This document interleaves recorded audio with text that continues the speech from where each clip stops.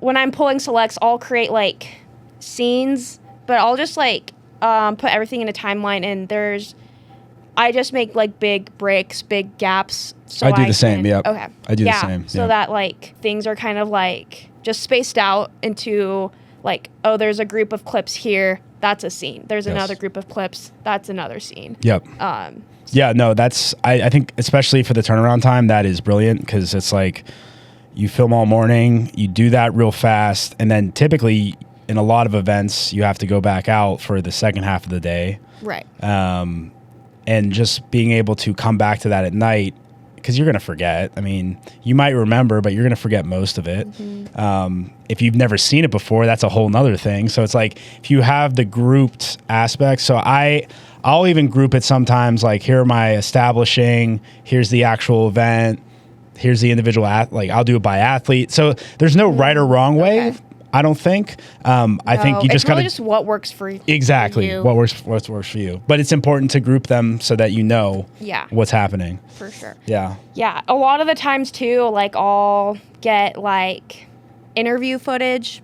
And what I have really only started doing this recently, but it's really helped me. Like, so I have like my selects timeline, and then I'll do another timeline like with all my interview footage. And that's only for like, I guess, like actual sit-down interviews. That's going to be intercut with the entire edit. But I've been putting that into like its own timeline. So I kind of lay out like the interview structure in its own timeline too. Yep. No, I that's smart. I mean, that's especially when you're dealing with so many different interviews and all that kind of stuff. Yeah. If you can separate them, you know, whether it's by athlete or whatever file system or setup you want to utilize, I always like to pull, like, for a thing I did recently, like, same type of thing. I laid out the interview that I had beforehand, and then I pulled different parts that I know would make sense, pull that into a separate timeline, and then have that laid down as my audio. First lay down the music, then lay down that, then lay all of any type of B-roll that I have and start shifting that over into the spots that make sense.